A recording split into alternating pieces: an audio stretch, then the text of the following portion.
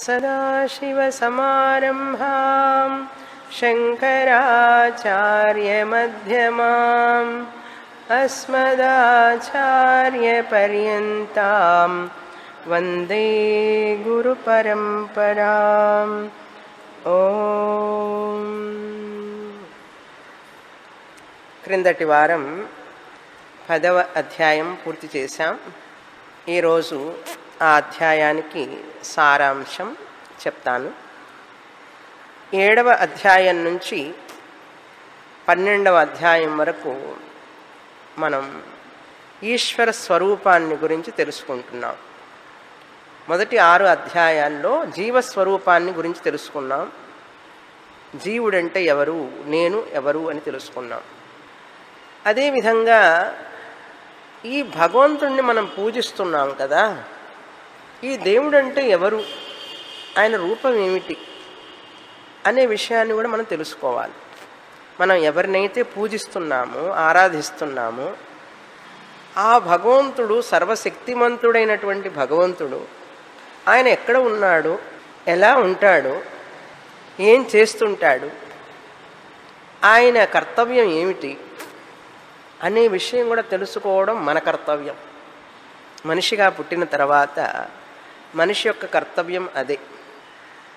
ఆ విషయాన్ని మనకు ఈ యొక్క 7, 12 అధ్యాయాలు మధ్యన అధ్యాయాలన్నీ కలిపి ఈశ్వర స్వరూపాన్ని తెలియజేస్తున్నాయి.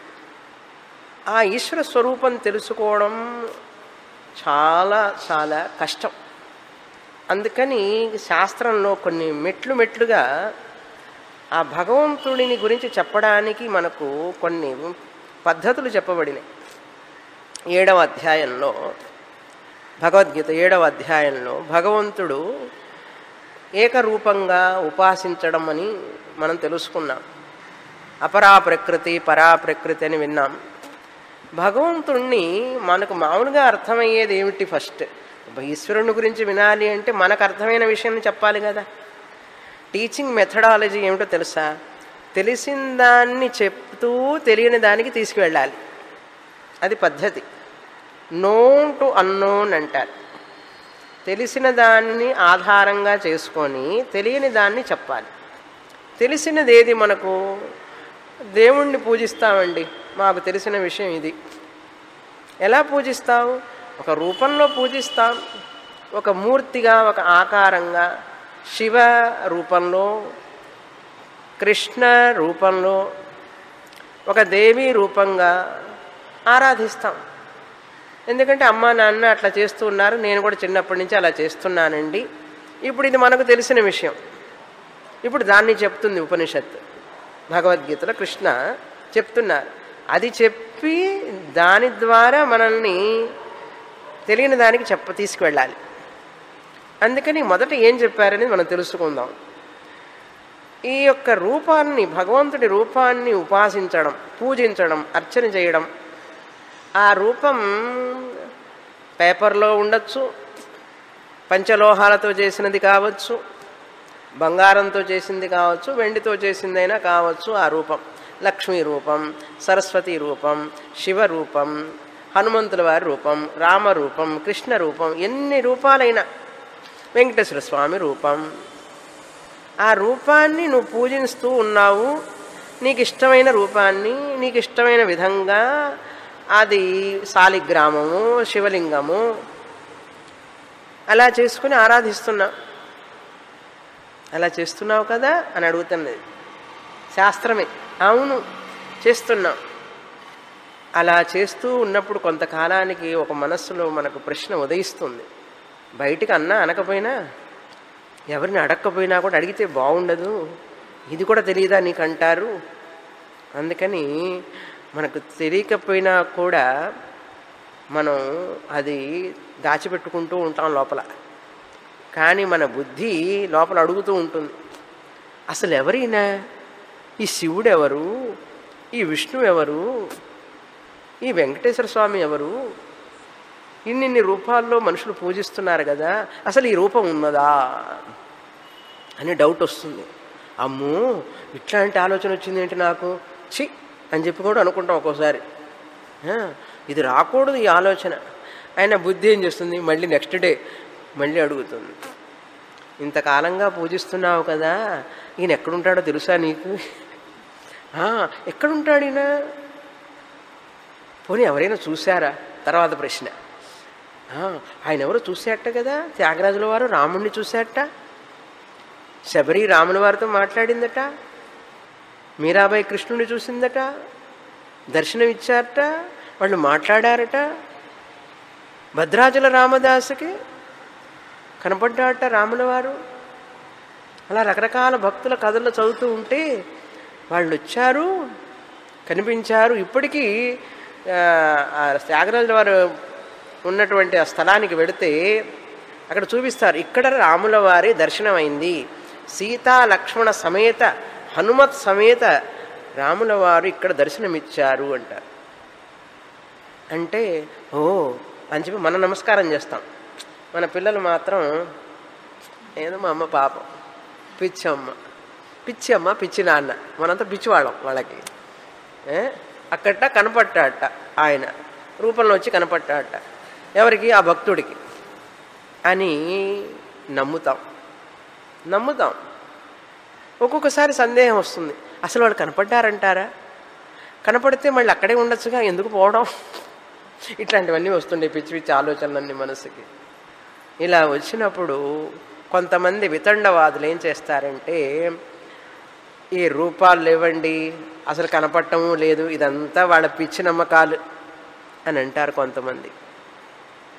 అంటారా లేదా? అంటున్నారా లేదా? శివుడు లేడు, రాముడు లేడు, కృష్ణుడు లేడు, బాలాజీ లేడు. ఆ రూపాలన్నీ వీళ్ళు కల్పించుకున్నారు, కల్పన చేసుకొని వాటిని ఉన్నాయి అనుకొని నమ్మి, శివుడేమో శివలోకంలో ఉంటాడని, విష్ణు ఏమో వైకుంఠలోకంలో ఉంటాడని అని నమ్ముతున్నారు వీళ్ళు. ఆయన చూశాడు, ఈయన చూశాడు, ఈయన మాట్లాడాట. ఇవన్నీ మనల్ని మోసం చేయడానికి పిట్ట కథలు చెప్తున్నారండి అని చెప్పి అనేవాళ్ళు ఉన్నారు, నాస్తికులు. ఒకవేళ ఎవరైనా అలా అంటే అప్పుడు మన మనస్సు ఎదురు తిరుగుతుంది. ఎదురు తిరగను వచ్చు, వాళ్ళు చెప్పిన మాటలోనే వెళ్ళను వచ్చు. అవునా? వీడు మాట్లాడే దాంట్లో కాస్త లాజిక్ ఉంది. ఏం లాజిక్? శివలోకం ఏమిటి, నేను చూశానా పెట్టానా? విష్ణులోకం ఏమిటి, నేను చూశానా పెట్టానా? ఆయన కనపడ్డాట. అదంతా ఊరికే చెప్తారు, నేను విన్నాను, ఊరికే విన్నాను అంతే అని చెప్పి మనుషుల్లో ఆ నాస్తికుల వైపు మారేయడానికి ఆస్కారము ఉన్నది. లేదా నువ్వు మా భ్రాంతి అంటే అను, ఇది కల్పన అయితే కావచ్చు, కానీ మాకు ఈ భక్తి వలన, ఈ రూపం వలన ప్రయోజనం ఉన్నది. మీకు ఇప్పుడు ఆ పుస్తకంలో ఏముండదు, పుస్తకం మూసేసుకోండి, భగవద్గీత పుస్తకం. ఇది చాలా ముఖ్యమైన విషయం, మనసు కేంద్రీకరించాలి. వాళ్ళు కల్పనే అని అంటారు అనుకోండి, ఆ చూడడం అనేది ఒక భ్రాంతి అని అంటారు. భగవంతుడితో మాట్లాడటం భ్రాంతి అంటారు, నాస్తికులు అంటారు.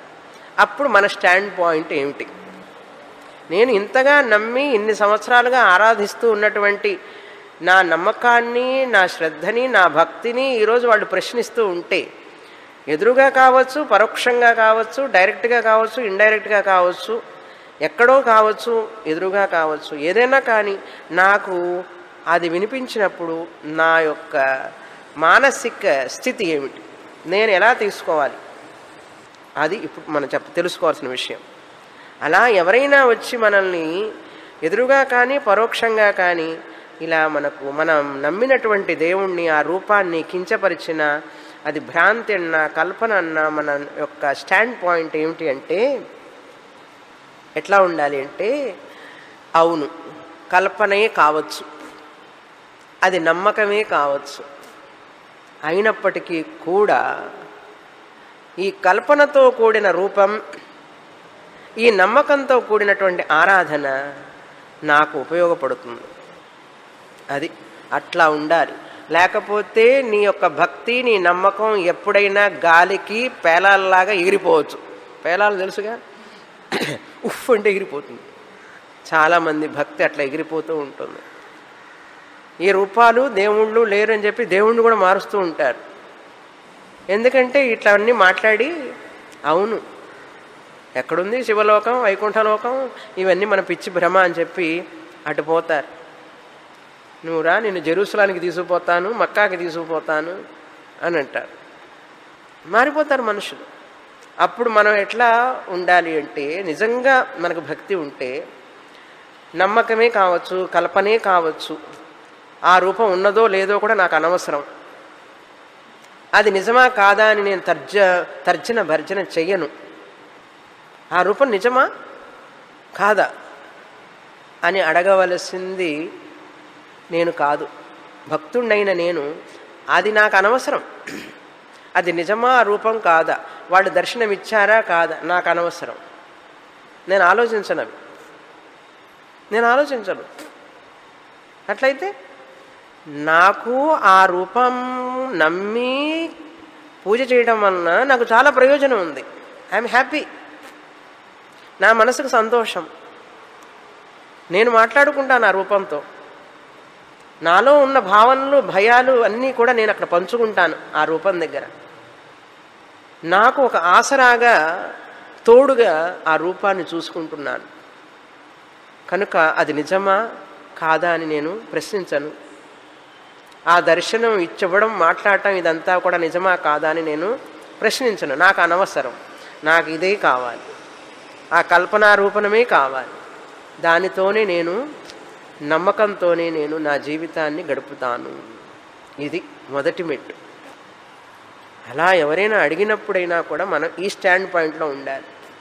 ఏకరూప రామ, కృష్ణ, శివ, విష్ణు, వెంకటేశ్వర స్వామి ఏ రూపమైనా కావచ్చు, అది నమ్మకమైనప్పటికీ కూడా దానివల్ల ఎంతో ప్రయోజనం ఉంది అని మా పెద్దలు చెప్పారు. నేను చేస్తూ ఉన్నాను, చేస్తూనే ఉంటాను.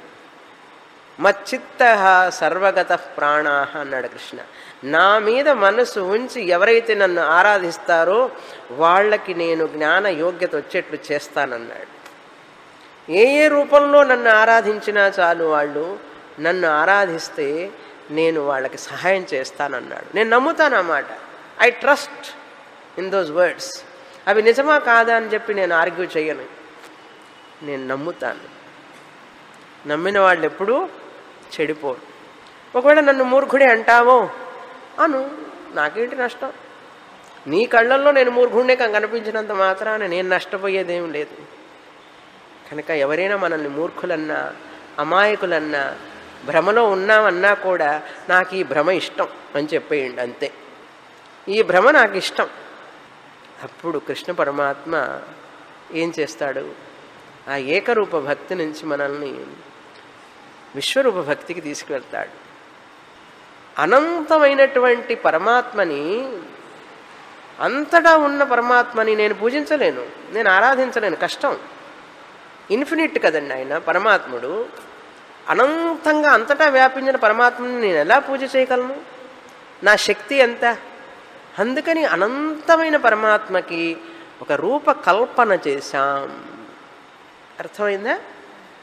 అనంతమైనటువంటి పరమాత్మకి రూపకల్పన చేసి నాకు ఇవ్వబడింది.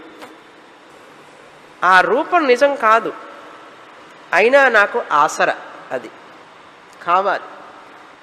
అది నిజమా కాదా అని తెలుసుకునే శక్తి నాకు లేదు. ఆయన అనంత స్వరూపం నాకు తెలియదు కనుక ఆ అనంత స్వరూపాన్ని దేశం అంతటి మీద నాకు భక్తి ఉంటే ఆ భక్తిని ఎక్కడ చూపిస్తున్నాను? జెండాలో చూపిస్తున్నాను. ఎవరైనా అడుగుతున్నారా? పిచ్చివాడా, ఆ జెండాలో ఏమిటి, పూలు కట్టడం ఏమిటి, జెండాను లాగడం ఏమిటి, ఆ పూలు సల్యూట్ చేస్తావేమిటి అని చెప్పి ఈ భ్రమాన్ని ఎందుకు అన్నారు చెప్పండి మీరే. దేశం అంతటా ఆగస్టు 15కి రిపబ్లిక్ డేకి 3 రంగుల జెండాకి పూలు కట్టి లోపల చుట్టి లాగి సల్యూట్ చేస్తారు ఎందుకు? నేను అడుగుతా వాళ్ళని. ఒరే పిచ్చివాడ, దేశం అంటే 3 పేలికల 3 రంగుల వస్త్రమా, దానికి సల్యూట్ చేస్తావేమిట్రా అంటే అడగచ్చు కదా మనమైనా. అప్పుడేమిటి సమాధానం? అనంతమైనటువంటి సర్వవ్యాపమైన ఈ దేశానికి దీన్ని అంతటికి నమస్కారం చేసే శక్తి నాకు లేదు, పూజ చేసే శక్తి నాకు లేదు కనుక ఈ యొక్క ప్రతీకంలో ఈ సింబల్లో దేశంగా భావించి నమస్కారం చేస్తాను. నీకు ప్రశ్నలు అడగడం చేతనైతే మాకు చేత కాదా ఏంటి? చెప్పండి మీరే. నువ్వు జాతీయ జెండాని దేశంగా భావించినప్పుడు ఈ రూపాన్ని నేను భగవంతుడిగా ఎందుకు భావించకూడదు? అవునా? దానికి దీనికి సరిపోయిందా ఇప్పుడు?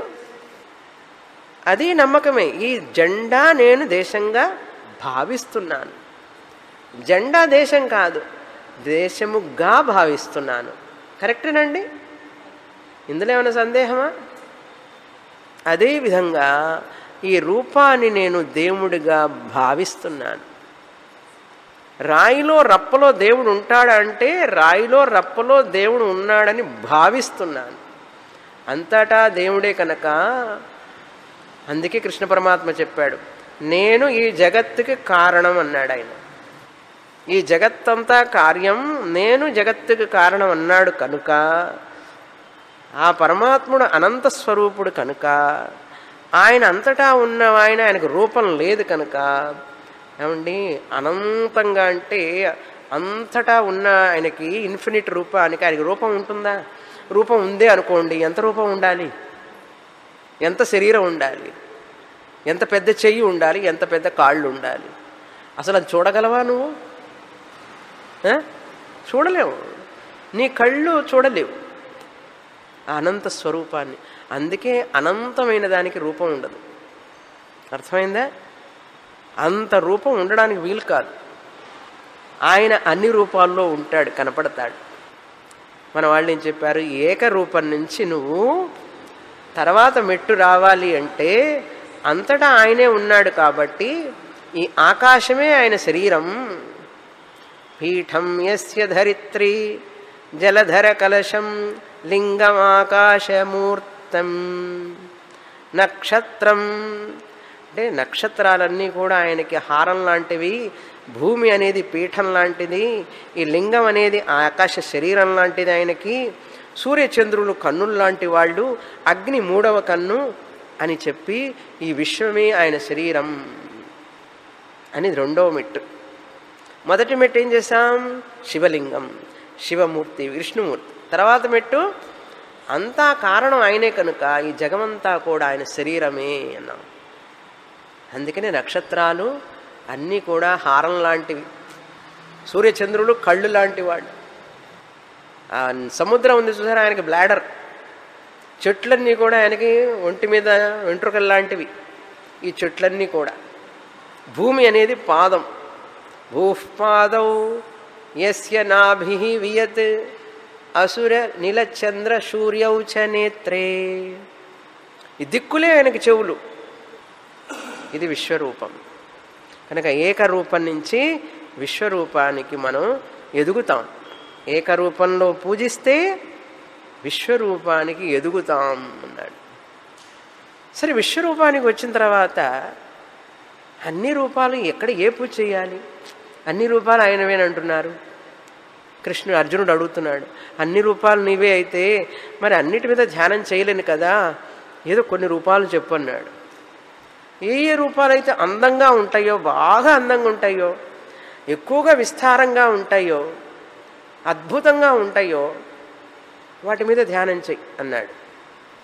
అలా చేయగా చేయగా విశ్వరూపం మీద కొన్ని రూపాల మీద ధ్యానం చేస్తే ఈ విశ్వంలో నువ్వు ఆ రూపం లేనటువంటి ఆ తత్వాన్ని తెలుసుకుంటావు. అది పద్ధతి. ఏకరూపం నుంచి విశ్వరూపం నుంచి అరూపానికి వెళ్ళాలి. ఆ అరూపానికి తెలుసుకోవాలంటే నీ బుద్ధి సూక్ష్మతను పొందాలి. ఆ బుద్ధి సూక్ష్మత ఉన్నవాడికి అరూపం అర్థం అవుతుంది. రూపం లేనిది ఎక్కడ అర్థం అవుతుంది? రూపం ఉన్నదే అర్థం కాలేదు నీకు, రూపం లేనిది ఎక్కడ అర్థం అవుతుందిరా? రూపం లేనిది అర్థం చేసుకోవాలంటే నువ్వు చాలా ఎదగాలి. ఎదగడం కోసమే నేను ఇవన్నీ మెట్లు పెట్టాను. ధ్యానం చెయ్యి, జపం చెయ్యి, పూజ చెయ్యి నాయన, అర్చన చెయ్యి, భగవంతుడిని ఇక్కడ భావించు అన్నాడు. అలా భావించి భావించి దేశభక్తి పెరిగితే నీ దేశం మొత్తాన్ని నువ్వు ప్రేమిస్తావు. ఈ సర్వం ఈశావాస్యమిదం సర్వం, భగవంతుడే అంతటా ఉన్నాడు. అప్పుడు నా విభూతుల గురించి చెప్పాలంటే, అంతటా ఉన్న నేను నా విభూతుల గురించి చెప్పాలి అంటే చెప్తాను అన్నాడు. నాయన చెప్పు, నేను ధ్యానం చేస్తాను, నిన్ను పొందాలి, నేను నువ్వే కావాలి నాకు అన్నాడు. అయితే చెప్తానన్నాడు. సరే చెప్పు అన్నాడు. ఏం చెప్పాలి? మొదటి శ్లోకం నుంచి అన్నీ చెప్పలేం, సారాంశం కనుక ముఖ్యమైనవి చెప్తాను. 1 నుంచి 11వ శ్లోకం వరకు కృష్ణ పరమాత్మ ఏం చెప్పారంటే, ఈశ్వరుడు సృష్టికి పూర్వమే ఉన్నాడు. ఈశ్వరుడు సృష్టికి పూర్వమే ఉన్నాడు. 1 నుంచి 11 వరకు అక్కడక్కడ పాయింట్లు చెప్తా. టెక్స్ట్ చూస్తే కూడా మీకేం కనపడదు. భగవద్గీతలో చూసినా మీకేం తెలియదు. అక్కడ నేను సారాంశాన్ని చెప్తున్నాను, జిస్ట్ చెప్తున్నాను, దాన్ని గ్రహించండి. అందుకని పుస్తకం మూసేయడం బెటర్. 1 నుంచి 11 వరకు. అప్పుడు జగత్తు అంటే ఏమిటి అన్న, ఈశ్వరుడు ఈ సృష్టికి పూర్వమే ఉన్నాడు.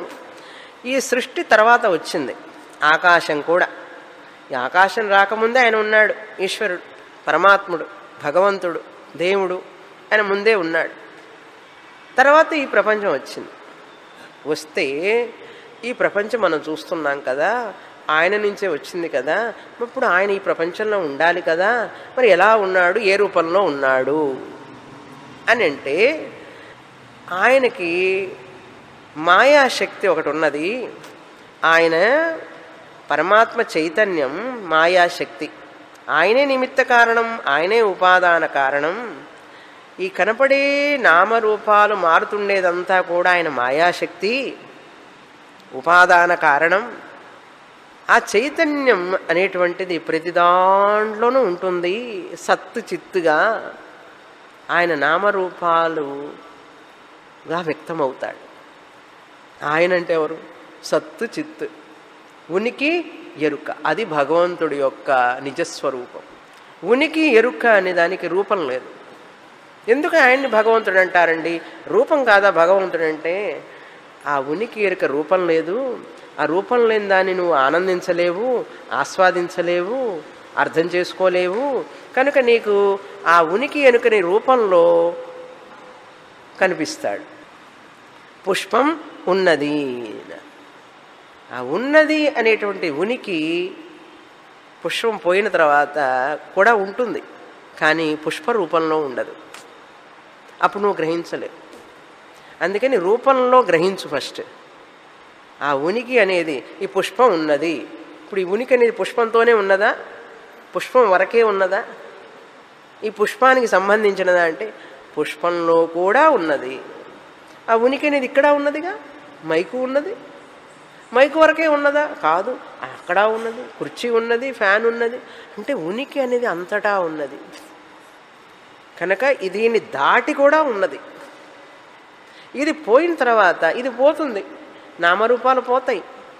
మరి ఉనికి పోతుందా అంటే ఈ నామరూపం పోవచ్చు, ఉనికి అనేది ఇంకొక వస్తువులో ఉంది. అందుకే ఉనికి అనేది పోదు ఎప్పుడు కూడా, ఎప్పుడు ఉంటూనే ఉంటుంది. అది దానికి నాశనం లేదు. నాసతో విద్యతే భావ, నా భావో విద్యతే సతః అన్నారు. అయితే కంటికి కనపడదు. రూపం లేకపోతే దాన్ని తెలుసుకోలేము. ఇప్పుడు ఎలా తెలుసుకుంటావు? ఇప్పుడు పుష్పం ఉన్నది, పుష్పము ద్వారా ఉన్నదని తెలుసుకుంటాను. ఇప్పుడు ఎలక్ట్రిసిటీని ఎట్లా తెలుసుకున్నారండి? చూసారా ఎలా తెలుసుకున్నారు? మైక్ పనిచేస్తోంది కదండి, ఎలక్ట్రిసిటీ ఉందండి. ఫ్యాన్ తిరుగుతోంది కదండి, ఎలక్ట్రిసిటీ ఉన్నదండి. లైట్ వెలుగుతోంది కదండి, ఎలక్ట్రిసిటీ ఉన్నదండి. నాకు అవన్నీ కాదు, నువ్వు చూసావా? ఏమండి ఎట్లా చూస్తామండి? మరి చూడండి ఎట్లా ఉన్నదంటున్నావు. ఉన్నదండి అంటావా అన్నదా? కోపం వస్తుంది నీకు చివరికి. ఉన్నదండి అన్నారు. నువ్వు చూడలేదు కదండి అంటా నేను. అది చూడలేమండి అంటారు మీరు. ఎందుకు చూడలేవు అంటే అది రూపం లేదండి. మరి రూపం లేకపోతే లేదు కదా. అది లేదనకండి, ఉన్నదండి. మీ మాటలు మాకు వినపడాలంటే అది ఉంటేనే మాకు వినపడతాయండి. ఏది? ఎలక్ట్రిసిటీ ఉంటేనే మైక్ ద్వారా, స్పీకర్ ద్వారా మాటలు వినపడతాయి. ఇంత ఆర్గ్యూ చేస్తారే. ఉనికి అనేది కూడా రూపం లేదండి, అది ఉన్నదండి. ఎక్కడ ఉన్నదండి? పుష్పంలో ఉన్నదండి అన్నారు. చూడలేదు కదండి. పుష్పం వల్ల ఉన్నదని తెలుసుకోండి. పుష్పం పోతే మరొక వస్తువులో ఉంటుందండి. ఆ మరొక వస్తువు పోతే ఇంకొక వస్తువులో ఉంటుందండి. ఏదో ఒకటి ఉంటుంది కదా. అందుకనే నాస్తికులు అడుగుతారు, దేవుడు ఉన్నాడా? ఉంటే చూపించు. వాడి ముందు మనం గుటకలేస్తాం. దేవుడు ఉన్నాడా? ఉన్నాడు. ఉంటే చూపించు. నేను చూపించలేను. అయితే లేడు అంటాడు వాడు. నేను చూపించలేను అనకూడదు మనం. తెలియగల వాళ్ళం అయితే ఏం చెప్పాలి? నువ్వు లేడని చూపించు, నిరూపించు, నేను ఉన్నాడని అప్పుడు తర్వాత నిరూపిస్తా, అలా చెప్పాలి. వాళ్ళకి సమాధానం, ఉన్నాడని నేను నిరూపించలేను, వాడికి నేను ఎందుకు చెప్పాలి సమాధానం? లేడని నువ్వు అంటున్నావు కదా, నువ్వు నిరూపించుపోని ఫస్ట్, తర్వాత నేను ప్రయత్నం చేస్తా. లేడని నువ్వు నిరూపించు, ఉన్నాడని నేను ప్రయత్నం చేస్తా తర్వాత నిరూపించడానికి. అది తర్వాత జాబ్. ఎందుకంటే వాడు రాడు మండి మన దగ్గరికి.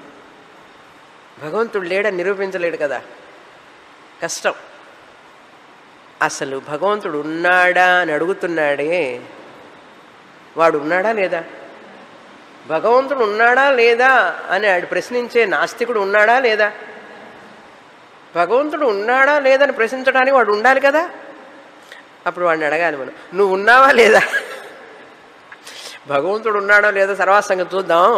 రేయ్, నువ్వు ఉన్నావా లేవా? నేనున్నాను. నువ్వు ఉన్నావు కదా. ఆ ఉన్నావు ఎవరో చూసావా? వాడే భగవంతుడు. ఎవరైతే దేవుడు ఉన్నాడా అని అడుగుతున్నాడో ఆ ఉనికి కలిగినటువంటి వాడు ఏమన్నాడు? నేను ఉన్నాను అన్నాడు. ఆ ఉనికి ఉన్నది చూసావా? అదే భగవంతుడు. వాడికి అర్థం కాదులేండి చెప్పినా కూడా, మీకు అర్థం అవుతుంది. ఎందుకంటే 10 సంవత్సరాల నుంచి వింటున్నారు కాబట్టి. ఇప్పుడు అర్థమైందా? భగవంతుడు ఉన్నాడా అని అడిగేవాడు తాను భగవంతుడని తెలుసుకోవాలి. తాను అంటే తాను శరీరం అనుకుంటున్నాడు, మనసు అనుకుంటున్నాడు. నేను ఉన్నాను అన్నది సత్యం. నేను ఎలా ఉన్నాను అనేది మిథ్య, మాయ, మారుతూ ఉంటుంది. నేను ఉన్నాను ఉనికి, నేను చైతన్యం, చిత్ సత్, చిద్రూపీ పరదేవత భగవతి శ్రీరాజ రాజేశ్వరి అన్నాడు. అంతా వర్ణించి ఆమెని రాజేశ్వరి దండకంలో శంకరాచార్యుల వారు 3 లైన్లో వర్ణిస్తాడు. అంతా నీదంతా మాయా రూపం, 3 లైన్లు రాశాను, అసలు నీ రూపం 4 లైన్లు రాస్తానుండు అని చెప్పి ఆయన చిద్రూపీ పరదేవత భగవతి శ్రీరాజరాజేశ్వరి, నీ రూపం అసలు రూపం చైతన్యం తల్లి, నేను ఆ రూపస్వరూపాన్ని ఈ రూపంలో నేను చూస్తానన్నాడు. ఏమిటో తెలుసు జనానికి చెప్పండి మీరే. శాస్త్రం అంటే ఏమిటో అర్థమైందా? ఊరికే చదవకుండా, శాస్త్రం చదవకుండా తెలియకుండా మాట్లాడకూడదు, వాగకూడదు అంటారు. తెలుగులో వాగకూడదు అంటారు. అందుకని శాస్త్రమాత మనకు ప్రమాణం.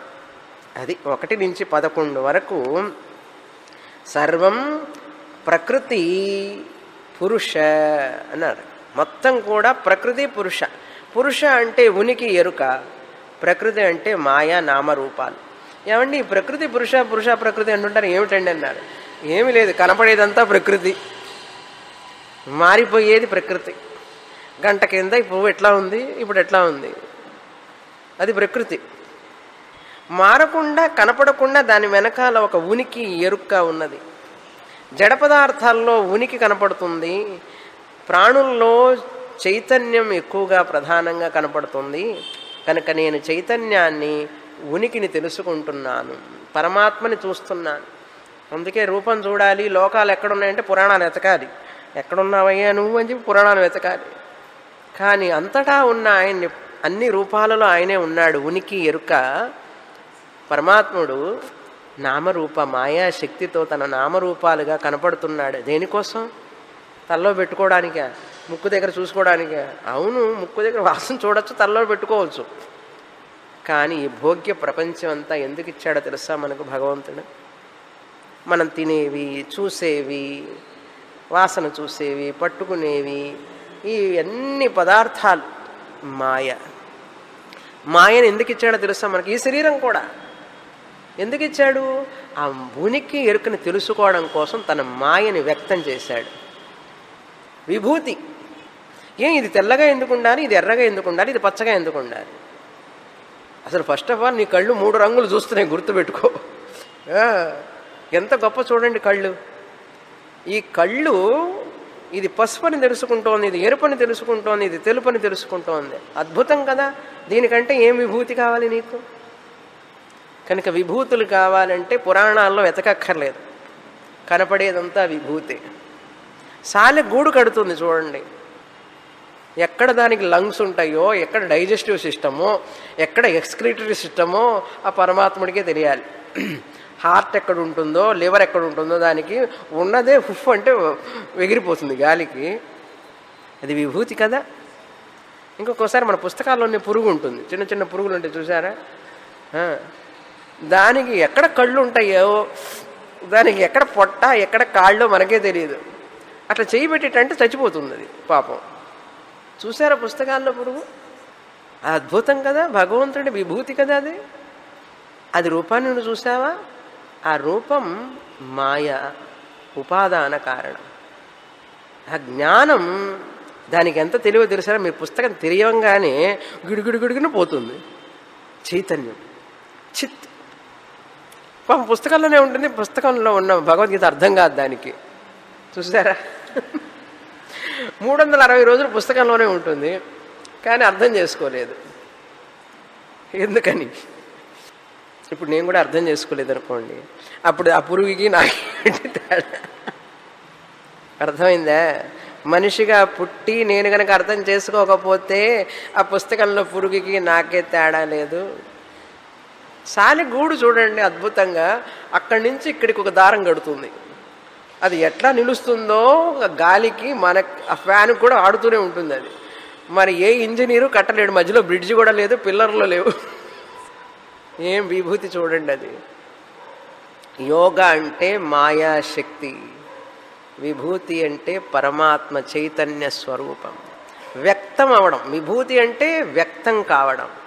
ఏమిటి వ్యక్తం కావడం? ఆ ఉనికి ఎరుక. అందుకని స్టార్టింగ్ ఆయన ఉనికితో మొదలు పెడతాడు, ఎరుకతో మొదలుపెట్టి కన్క్లూషన్లో ఉనికితో పూర్తి చేశాడు కృష్ణ పరమాత్మ. కనుక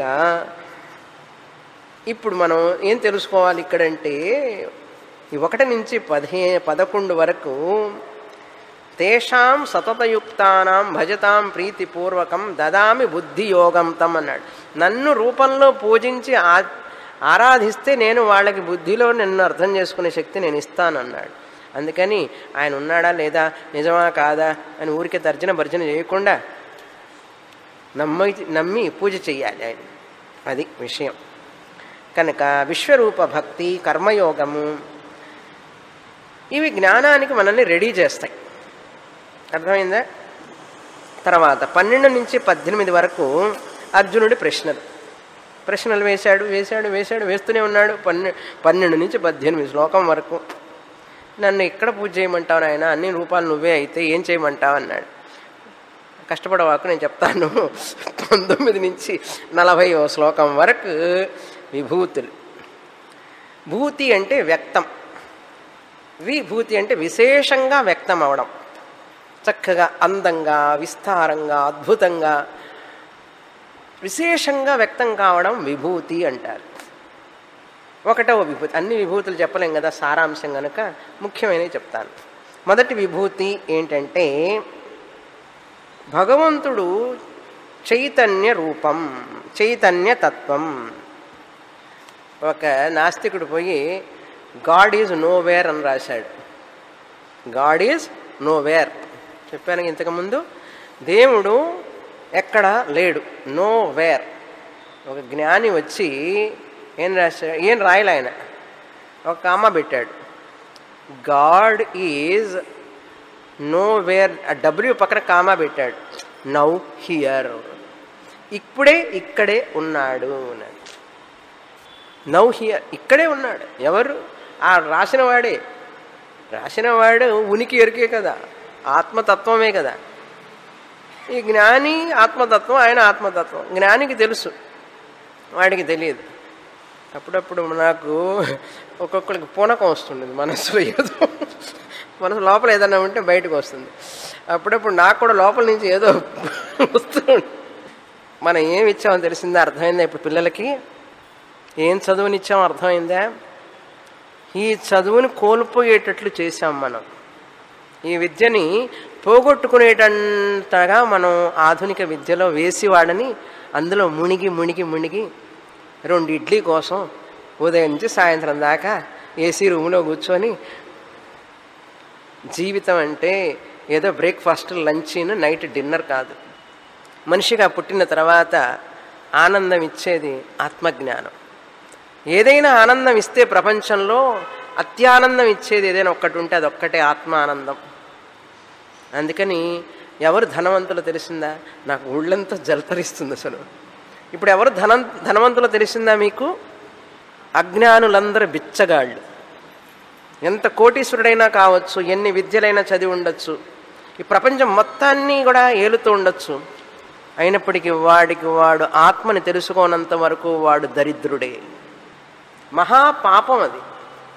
ఆత్మజ్ఞానాన్ని పొందకపోవడం మనిషిగా పుట్టి అది ఒక మహాపాపం అంటుంది ఉపనిషత్తు. దాన్ని మించిన పాపం లేదు. అది ఆత్మహత్యతో సమానం. ఆత్మహననః అంటుంది ఉపనిషత్తు. అందుకంటే మనం జ్ఞానం పొందకపోవడం, మన శాస్త్రాలు చదవకపోవడం ఎంతటి హాని చేసుకుంటున్నామో మనమని తెలుసుకోకపోతే మనిషికి ఈ తీవ్రత తెలియదు, ఇంటెన్సిటీ రావాలి. బడబానల అగ్ని, కొండలో లావ వస్తూ ఉంటుంది. అది వచ్చేటప్పుడు మనం గనక జాగ్రత్త పడకపోతే ఏమవుతుంది? అది అందరినీ తినేసేస్తుంది. కనుక మనిషి తాను ఏం కోల్పోయినాడు, ఏం కోల్పోతున్నాడు, ఏం ఇస్తున్నాం మనం పిల్లలకి, ఏం పొందాలి, వాళ్ళు ఏం పొందలేదు అనేది మనం తెలుసుకోకపోతే దానికోసం పాటుపడాలి. కనీసం దాన్ని మనం పొందలేకపోయినా మిగతా వాళ్ళు ఎవరైనా చెప్తూ ఉంటే దానికోసం మనం సహాయం చేయగలగాలి, అదైనా చెయ్యాలి. ఇటువంటి జ్ఞానాన్ని పంచిపెడుతున్నటువంటి గ్రంథాలు కావచ్చు, వ్యక్తులు కావచ్చు, మహాత్ములు కావచ్చు, వాళ్ళకి నేనేం సహాయం చేస్తున్నాను? కనీసం ఈ ప్రపంచానికి జ్ఞానం అందాలి అని చెప్పి కనీసం ఉడతా భక్తిగా అన్న మన సేవ మనం అందిస్తే ఆ పాపం కొంచెం అన్నా తగ్గుతుంది. ఎందుకంటే అప్పుడప్పుడు సివియర్గా మాట్లాడతాను, చూసారా, ఇది ఒక ఘట్టం. ఎందుకంటే నాకు అప్పుడప్పుడు అంతగా అనిపిస్తుంది అనమాట. మనం ఎంత నష్టపోయినామో తెలుసుకోవాలి. మనం ఇప్పటికీ కూడా నష్టపోయింది ఏమీ లేదు, కనీసం మనం మేల్కోవాలి. ఈ జీవితం మిగతా జీవితం అయినా సరే సార్థకత కావాలి అని తీవ్రత రావాలి మనిషిలో. అంతేకాని ధనం, వ్యామోహం, బాంధవ్యాలు, బంధువులు, మమతలు, మన అనురాగాలు పెట్టుకుంటే పుణ్యకాలం పుచ్చిపోతుంది అంటారు. చూసారా, పుణ్యకాలం పుచ్చిపోవడం అంటే అర్థమైందా? కనుక నేను నాది అనేది అహంకారాన్ని వదిలిపెట్టు, భగవంతుణ్ణి పట్టుకో, గురువు, శాస్త్రం, ఇది 3 తప్ప నీకు ఏది కూడా రక్షణ ఇవ్వదు, జీవితంలో సుఖాన్ని ఇవ్వదని తెలుసుకో అంటుంది. లేదంటావా నీ ఇష్టం, all the best, next birth. Okay, కనుక చైతన్యం అనేదే గాడ్ ఈజ్ నౌ హియర్. అహమాత్మా గుడాకేశ సర్వభూతాశయస్థిత అన్నాడు కృష్ణ పరమాత్మ. నేనే ఆత్మస్వరూపంలో అంతటా ఉన్నాను, అన్నింటిలో అన్నాడు. సరే, 39వ శ్లోకంలో ఏం చెప్పాడంటే సత్తు గురించి చెప్పాడు.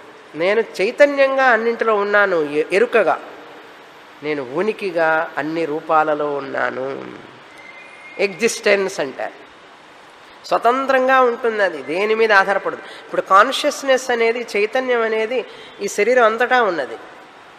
ఈ శరీరం వెలుపలా ఉంటుంది, శరీరం పోయినా కూడా ఉంటుంది, శరీరానికి సంబంధం లేదు. శరీరం ఉంటే వ్యక్తం అవుతుంది ఎరుకగా, శరీరం లేకపోతే ఉంటుంది. ఎలా ఉంటుందండి? అట్లా అడిగామంటే మళ్ళీ క్వశ్చన్ ఏంటి? ఎలక్ట్రిసిటీ ఎలా ఉంటుంది? బల్బు పగలగొట్టు, ఎలక్ట్రిసిటీ పోయిందంటావా? ఎట్లా ఉందంటున్నావు? అట్లాగే ఉంటుంది. అదేవిధంగా చిత్ అనేది ప్రాణులన్నింటిలో వ్యక్తమవుతోంది, సత్ అనేది జగత్తులో జడ పదార్థాలలో వ్యక్తమవుతున్నది కనుక సత్ చిత్తే కనుక అంతటా భగవంతుడే అన్ని రూపాలలో వ్యక్తమవుతున్నాడు. చిత్తుగా ఇక్కడ వ్యక్తమవుతున్నాడు, సత్తుగా వీటిట్లో వ్యక్తమవుతున్నాడు. ఏమి తెలియదని తెలుసుకోవాలి ముందు, అర్థమైందా? గొప్పలు పోవాకు, నాకు అన్నీ తెలుసని చెప్పి అనుకోవాకు. దాసోహం తవ దాసోహం, గురువుకి శాస్త్రానికి దాసుడిని అయిపోవాలి. అలా అయినప్పుడు గురువుగారు మనల్ని ఈ జగత్తుకి అధిష్టానం చేస్తారు. చూసారా, నేను ఎప్పుడైతే అహంకారాన్ని వదిలి దాసుడిని అయిపోతానో నా గురువుకి, శాస్త్రానికి, ఈశ్వరుడికి, గురువు నా యొక్క స్టేటస్ని, ఆత్మ స్టేటస్ని నాకు తెలియజేసి నువ్వే జగత్తుకి అధిష్టానం అని చెప్తాడు. చూసారా, మనం ఇది త్యాగం చెయ్యం, అది ఆయన ఇవ్వలేడు. అర్థమైందా? ఇది కొంచెం త్యాగం చేయరా అంటే అమ్మో నేను వదిలిపెట్టను. ఏమిటి? అహంకారం, నా స్టేటస్, నేను, నా డిగ్రీలు, నీ డిగ్రీలన్నీ కూడా ఎందుకు పనికిరావు అసలు. మనిషి చూసారా, అది వదిలిపెట్టినప్పుడు నిన్ను ఎక్కడికి తీసుకెళ్తాడు గురువు? ఈ జగత్తు మొత్తానికి నువ్వు అధిష్టానం. అర్థమైందా? అంత స్టేటస్ ఇస్తానంటే ఎవడన్నా పిచ్చివాడు వద్దంటాడా? వద్దంటున్నాడే. అభిమానం వదిలిపెట్టు అంటే ఎప్పుడు కూతుర్ని గురించి ఆలోచన, కొడుకు గురించి ఆలోచన, ఇంటి గురించి ఆలోచన, ధనం గురించి ఆలోచన, లేకపోతే ఒంటి గురించి ఆలోచన. ఇంటి గురించి ఆలోచన, ఒంటి గురించి ఆలోచించన. అంత తాపత్రయం భగవంతుడి మీద ఉందా? తాపత్రయం అంటే ఆయన ఎప్పుడు అక్కడే ఉంటాడండి. పోయింది అంతే, ఛాన్స్ పోయిందనమాట, ట్రైన్ వెళ్ళిపోయింది. అందుకని నన్ను నేను సమర్పణ చేసుకోవడం అంటే ఇదే. నువ్వేం నష్టపోవడంలా. ఏమిటి? అక్కడికి పోయి నమస్కారం చేస్తావు, వాళ్ళ ముందు నమస్కారాలు చేస్తావు. అసలు నీ స్టేటస్ ఎంత, నువ్వెంత, నువ్వెక్కడ, అక్కడికి పోయి నమస్కారం చేస్తావా? ఏమిటి పెద్ద అంతా పోగొట్టుకుంటున్నట్టు. చాలామంది నమస్కారాలు కూడా చేయరు. మామూలు మనిషికి నమస్కారం చేయడం ఏమిటదా? చూసారా మనుషుల అహంకారం. నమస్కారం చెయ్యి, సరెండర్ అవు. అయితే నిన్ను దైవ స్వరూపానికి తీసుకెళ్తాడు. ఎవరు? ఆ గురుదేవుడు. పాదపూజ చేసేది, పాదాలు కడిగేది, మాలలు వేసేది ఎవరికి? మనిషిగా వేస్తున్నాం. సత్యాన్ని పలుకుతున్నాడు గురువు. నా సత్య స్వరూపాన్ని నాకు తెలియజేస్తున్నాడు అని ఆ విలువే తిరిగినప్పుడు డైమండ్ చూసుకొని రాళ్ళు అనుకుంటున్నాడు పిచ్చివాడు. ఇక్కడ డైమండ్, ఇది రత్నం. ఈ రత్నం నీ లోపల ఉన్న రత్నాన్ని వెలికి తీస్తాడు గురువు. గురువుకు మనం దాసోహం కాకపోతే ఎవరికి దాసోహం అవుతాం? భగవంతుడికి దాసోహం కాం. ధనానికి దాసోహం అవుతాం, పిల్లలకి దాసోహం అవుతాం, ఇంటికి దాసోహం అయిపోతాం, నీ ఒంటికి నువ్వు దాసోహం అయిపోతావు. అది వదిలిన రోజే నువ్వు ఆత్మజ్ఞానాన్ని పొందుతావు, సత్ చిత్తు తెలుసుకుంటావు. అది చివరిలో చెప్తారు ఆయన కృష్ణ పరమాత్మ. ఈ సాధనాలన్నిటిలోకి ముఖ్యమైన సాధనం జప సాధనం అన్నారు. యజ్ఞానాం జపయజ్ఞోస్మి అన్నాడు. యజ్ఞాలన్నిటిలోకి నేను జపయజ్ఞాన్ని. జపం చెయ్యి, జపంలో, మంత్ర జపంలో నన్ను ఆరాధించు అన్నాడు. అది నా విభూతి అన్నాడు. ఎన్ని గంటలు మంత్ర జపం చేస్తున్నాం మనం? దీక్ష తీసుకున్నాం, ఆయన తీసుకున్నట్లే గుర్తుండదు ఒక్కొక్కసారి. అది అంతకంటే ఆశ్చర్యం. యజ్ఞానం నీ ఏ యజ్ఞాలు చేయక్కర్లేదు, జపం చెయ్యి. యజ్ఞానం జప యజ్ఞోస్మి చేస్తానండి ఇవాళ నుంచి. ఓకే, వచ్చేస్తావు కదా, చెయ్యి. ఏం జపం చెయ్యాలి అది చెప్పు. మళ్ళీ గాయత్రీ జపం. గాయత్రీ జపం, జపాలన్నిటి మంత్రాలన్నిటిలోకి గాయత్రీ మంత్రం నేనన్నాడు. ఆ గాయత్రీ మంత్రం మొత్తంలో కూడా తత్వమసి మహావాక్యం ఉన్నది, దాంతో సమానం. తత్సవితుర్వరేణ్యం, తత్ సవితు పరమాత్మ వరేణ్యం, నేను పూజిస్తాను. తత్ సవితు వరేణ్యం, ఆ పరమాత్మని నేను ఆరాధిస్తున్నాను. ఎందుకని? భర్గో దేవస్య ధీమహి, ఈ జీవాత్ముడినైనటువంటి నా యందు ఆయన బుద్ధిని ప్రేరేపించి నాకు శక్తిని ఇస్తాడు జ్ఞానం పొందడానికి. భర్గో దేవస్య ధీమహి, ధియో నః ప్రచోదయాత్. ఆ పరమాత్ముడు ఈ జీవాత్ముడినైన నా యందు ధియః ప్రచోదయాత్ ఐక్య జ్ఞానాన్ని నాకు ఇస్తాడు అని చెప్పి నేను ఆ గాయత్రి మంత్రాన్ని జపిస్తాను. మరి అంతటి మంత్రం, గాయత్రి మంత్రం, అంతటి మహావాక్యం ఉంటే అందులో మరి అందరూ జపించకూడదు అంటారు కదా, అంటారే ఏమిటి? మరి అందరూ జపించవచ్చు కదా అంటే కాదు. ఆ గాయత్రి శ్రౌత గాయత్రి, అది చెప్పాలి అంటే కొన్ని నియమాలు కావాలి, దానికి దీక్ష కావాలి, ఉపనయన దీక్ష అవితేనే దానికి అర్హత ఉంటుంది. అయినప్పటికీ కూడా స్మార్త గాయత్రి అనేది ఒకటి ఉన్నది, అదే అర్థం అదే ఫలం, అందరూ చేయొచ్చు.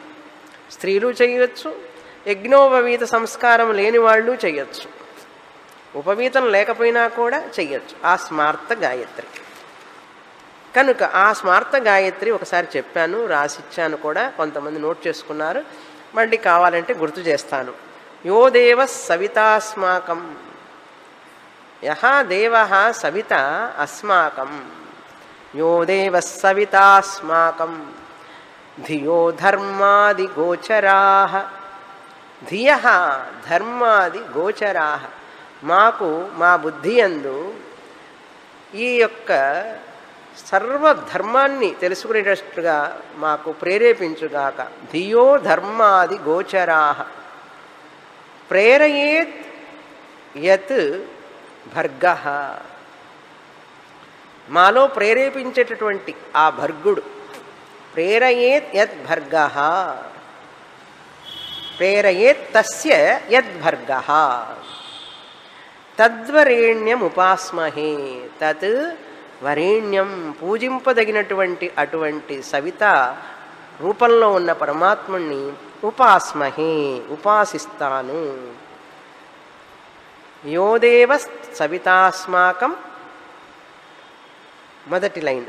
ధియో ధర్మాది గోచరాః, రెండో లైన్. ప్రేరయేత్ తస్య యత్ భర్గః, ప్రేరయేత్ తస్య యత్ భర్గః, మూడో లైన్. నాలుగో లైన్ తద్వరేణ్యం ఉపాస్మహే.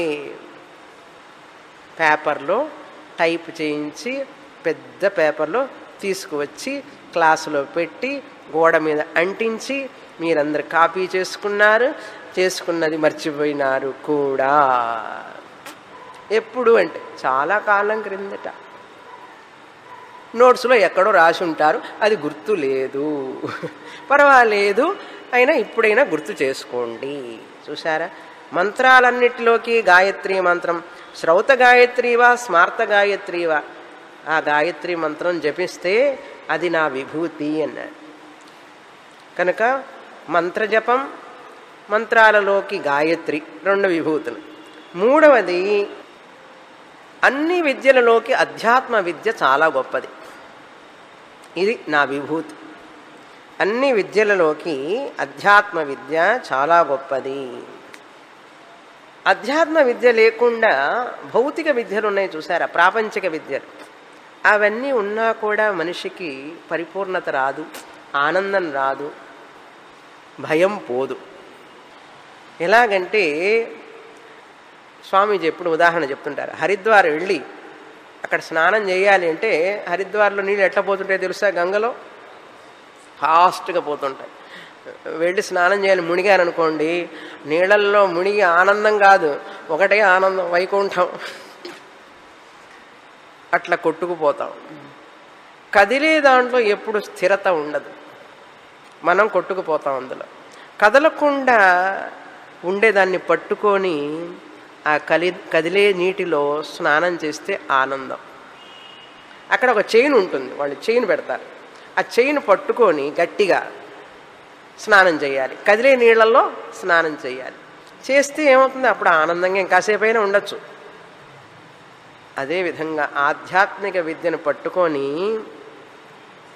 ఈ యొక్క అపరా విద్యలు ఉన్నాయి చూసారా, వీటన్నిటిలో స్నానం చేసి మునగొచ్చు.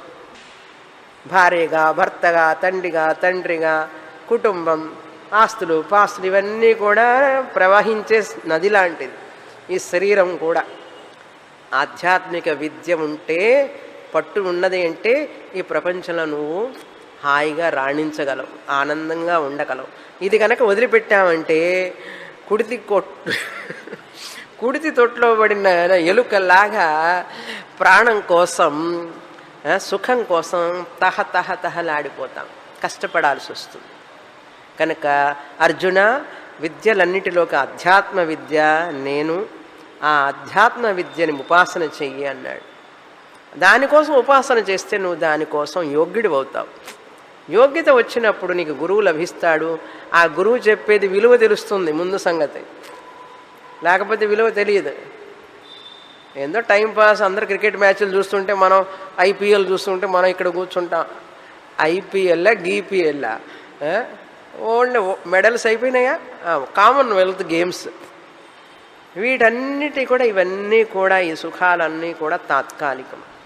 దీన్ని మించిన ఆనందం ప్రపంచంలో లేదు. అంత తెలుసుకునేంతవరకు మనం చదవాలి. దీని యొక్క విశిష్టత తెలిసే వరకు మనం చదివితే మనకు ఎక్కడి నుంచి వస్తుందో శక్తి వస్తుంది. ఆ భగవంతుడు ఇస్తాడు సుఖము, శాంతి, ఆనందం అన్నీ వచ్చేస్తాయి. కానీ ఇది వదిలిపెట్టి ఆధ్యాత్మ విద్యని, అన్ని విద్యలు పట్టుకొని తరతరాలుగా పాపం మనల్ని పోషిస్తున్నాం. మన పిల్లల్లో కూడా అజ్ఞానంతోనే ఉండండి నాయన బాగా అని పోషిస్తున్నాం. ఒక్కొక్కసారి గిల్ట్గా ఉంటుంది మీకే కదా, గిల్ట్ వద్దు, కానీ ఏం తప్పిదం చేశామో తెలుసుకోవాలి. నేనేమంటానంటే recognition is half solution. It's not too late. మన పిల్లలు కాకపోతే ఇంకొక పిల్లలకైనా రేపు మనం చెప్పాలి, రాబోయే తరాల వాళ్ళకి చెప్పి ఆ జ్ఞాన సంపదని వాళ్ళకి అందజేస్తే, నాయన ఇట్లా ఒక విద్య ఉంటుంది, నీకు చెప్పే అర్హత లేకపోయినా కనీసం ఆ చెప్పే వాళ్ళ దగ్గరికి పంపించాలి, ఆ చెప్పే వాళ్ళకి ప్రోత్సాహం ఇవ్వాలి. అలా జరిగే చోటు ఎక్కడైతే ఉంటుందో, ఏదైతే ఉంటుందో వాళ్ళకి మనం ఏ సహాయం చేయగలిగితే ఆ సహాయం చేయాలి. అలా చేసినా కూడా ఆధ్యాత్మిక విద్యను పెంచినట్లే. ఏదో రూపంలో ఎక్కడో అక్కడ మనం సహాయం చేస్తూ ఉండాలి. అలా చేసినా కూడా భగవంతుడు సంతోషిస్తాడు. ఎప్పుడు చేస్తాం? ఎప్పుడు మనకు ఆ విలువ తెలుస్తుందో అప్పుడు చేస్తాం. విలువ తెలియని వాడు ఏం చేస్తాడు? విలువ తెలియని వాడు ఏం చేస్తాడు? అదేవిధంగా కృష్ణ పరమాత్మ అంటున్నారు, అర్జున ఎన్నని చెప్పేది, చివరికి ఎంత విన్నా కూడా 3/4 వంతు వ్యక్తం కావడంలా, 1/4 వంతే వ్యక్తం అవుతుంది. నేను చెప్పిందంతా కూడా 1/4 వంతే. కనుక ఎంత చెప్పినా దీనికి పరిమితి లేదు. కనుక ఆ 1/4 వంతు నువ్వు తెలుసుకున్నావు అని చివరి చెప్పి పూర్తి చేశాడు కృష్ణ పరమాత్మ. విష్టభ్యాహమిదం కృష్ణం. కనుక నా వ్యక్తమైన రూపం ఈ కనపడేదంతా కూడా వ్యక్తం కానిది 3/4 వంతున్నది, వ్యక్తమయ్యేది 1/4 వంతే. అరే 1/4 వంతే నేను తెలుసుకోలేకపోతున్నాను, 3/4 వంతు అన్నాడు. అధ్యాత్మ విద్య కనుక పొందితే ఆ 3/4 వంతు కూడా తెలిసిపోతుంది. అలా కాకుండా 1/4 వంతు కోసం ఇంకా తెలుసుకోవడానికి ప్రయత్నం చేస్తూ ఉంటే నీ శ్రమ అంతా వృధా అవుతుంది. కనుక 11వ అధ్యాయానికి వెళదాం, అక్కడ చెప్తాను విశ్వరూపం గురించి ఇంకా వివరంగా. అది దాటిన తర్వాత అసలు భక్తి అంటే ఏందో చెప్తానన్నాడు. అలా చెప్తానంటాడు ఆయన, ఇంకా చెప్తూనే ఉంటాడు కృష్ణ పరమాత్మ, మనం వింటూనే ఉందాం. సరే, ఈ విధంగా అంతా విభూతి యోగం పూర్తయింది. కనుక చివరిగా అపరా విద్య అని 7వ అధ్యాయంలో చెప్పింది మాయాశక్తి యోగ అని అర్థం. విభూతి అంటే ఇక్కడ వ్యక్తమయ్యేది విభూతి. ఇప్పుడు విభూతి యోగ అనేది 1/4 అండి. విభూతి యోగ అంటే ఏమిటి? వ్యక్తమైనటువంటి మాయాశక్తి. ఆ భగవంతుడు తన మాయని 1/4 వంతు చూపించాడు ఈ జగత్తు రూపంగా. ఆ 3/4 వంతు ఆత్మరూపం. అది నువ్వు తెలుసుకుంటే అంతా తెలిసినట్లే. మనం అది తెలుసుకోవాలంటే ఈ శరీరాన్ని, మనస్సుని, బుద్ధిని స్వాధీనం చేసుకోవాలి. స్వాధీనం చేసుకోవాలంటే అహంకారం వదలాలి. అహంకారం వదలాలంటే భక్తిని పెంచుకోవాలి. భక్తి పెరగాలి అంటే పంచమహాయజ్ఞాలు చేయాలి. అన్నీ ఒకదానికి ఒకటి లింక్. కనుక ముందు ఏం కావాలి అంటే భక్తిని పెంచుకో, వినయం పెంచుకో, భగవంతుని ఆరాధించు, కల్లా కపటం లేనటువంటి జీవితాన్ని జీవించు. అది పసిపిల్లలు ఎట్లా ఉంటారు, కల్లా కపటం తెలియదు వాళ్ళకి. అలా ఉండాలి మనిషి. వాళ్ళు దైవంతో సమానం. అది పోయిన రోజు భగవంతుడు మనల్ని అట్లా తీసుకువెళ్తాడు. తీసుకువెళ్ళి నీకు అన్నీ ఇస్తాను నేను, కన్నా నీకు అన్నీ నేను ఇస్తానంటాడు ఆయన. ఆయన్ని వశం చేసుకోవాలి, భగవంతుడిని వశం చేసుకోవాలి. ఎవరినో వశం చేసుకోవడానికి లోకల్ పీపుల్ని, భగవంతుడిని వశం చేసుకో, ఆయన నీకు వశుడైపోతాడు. కనుక అంతా భగవన్మయం. ఇంతటితో విభూతి యోగం పూర్తి అయింది, సారాంశం కూడా. పూర్ణమదః పూర్ణమిదం పూర్ణాత్ పూర్ణముదచ్యతే పూర్ణస్య పూర్ణమాదాయ పూర్ణమేవావశిష్యతే. ఓం శాంతి శాంతి శాంతి. హరి ఓం. శ్రీ గురుభ్యో నమః. హరి ఓం.